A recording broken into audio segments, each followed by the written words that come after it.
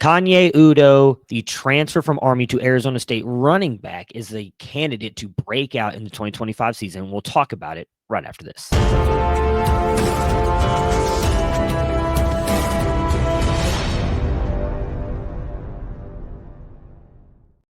If you like what we are doing here at Camps to Canton, please consider hitting that like and subscribe button as we are trying to get to 5,000 subscribers by the start of the college football season. We appreciate your guys' support in making the college fantasy football word be spread all across the country, and we thank you for your support. All right, Kanye Udoh.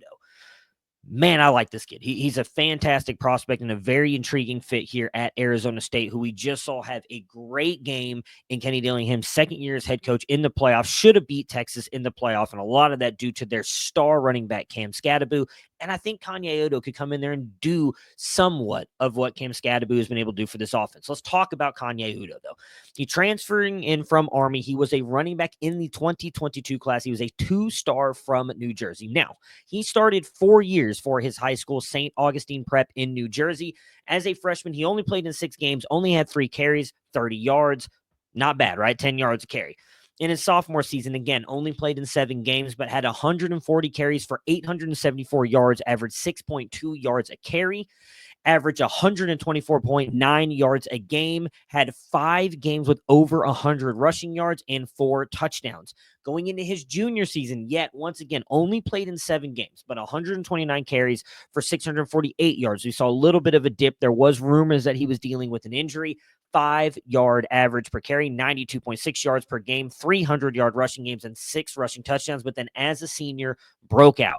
Played in 11 games on 247 carries, rushed for 1,498 yards, 6.1 average, 136.2 yards per game, 8 100 rushing yard games, and 17 touchdowns. Now, the biggest thing on him is something we will continue to talk about throughout this video. Only 3 receptions throughout his entire year in college. 2 his junior, or in high school, I apologize. 2 in his junior year, 1 in his sophomore season. So a question that we will be asking of him moving forward. Goes into Army, and has a fairly interesting year, as you can see here on the. As a true freshman, he does play in 10 games, just the 99 attempts for 24 yards, 1 touchdown, and 1 reception for 0 yards. But then coming into his sophomore year, as you can see, the year that he broke out the year, everybody was talking about this year, 179 attempts, 1,117 yards, 10 rushing touchdowns, and again, just 1 reception, 3 yards. And if you go back and look at what Army did earlier in the season, he was not a player who got the ball a ton in those first 3 games. They were not using him. He really kind of became the guy in that 4th game. The interesting thing here about players with Army, Navy, Air Force is that they do have to enlist after their second year in college. So the fact that he is leaving means he's not enlisted. He can transfer out and play for multiple years at Arizona State. And as you can see here, we have his athletic comparison tool up here at Campus to Canton, $2.99 to get in the door to check this out. Now, on this athleticism comparison tool, we have him listed at 5'11", 218. Arizona State has him lifted at 6'2", 215.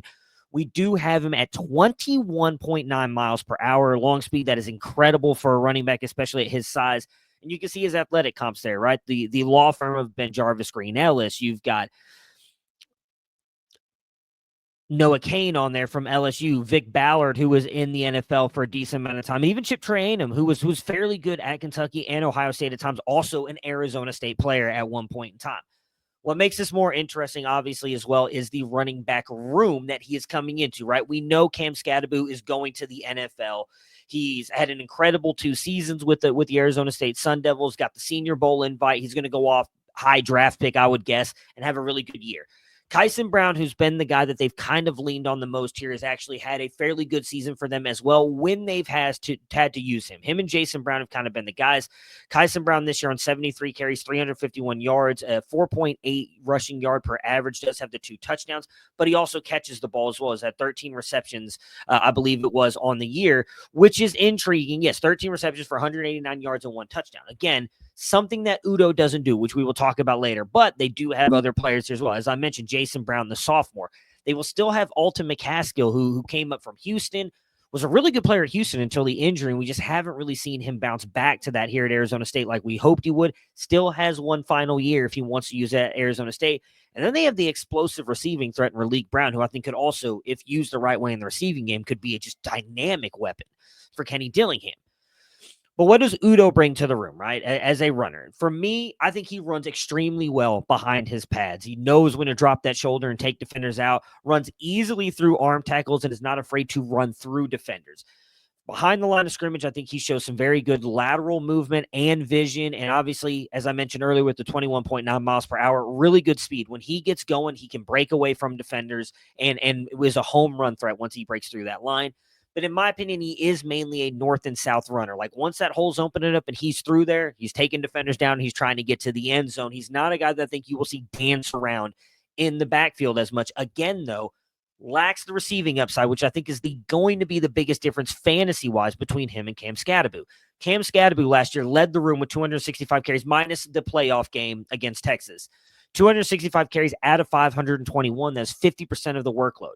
When you look at Kenny Dillingham at his time as an offensive coordinator at Auburn and Florida State, they also ran the ball a ton. As you can see here in neutral game script situations, you can get all this information at Camps to Canton. 44% of the time in 2023, but then a whopping 65% of the time this year with redshirt freshman Sam Levitt at quarterback trying to learn the offense, and again, a stud like Cam Skattebo there. But if you go back and look at his time at Auburn and Florida State, it was also in the 56 to 59% complete, or 59% rush in neutral game script situations, meaning Kenny Dillingham likes to run the ball. On top of that, the offensive success rate throughout that time has been 1.1 to 1.3 throughout his time at Florida State and at Auburn.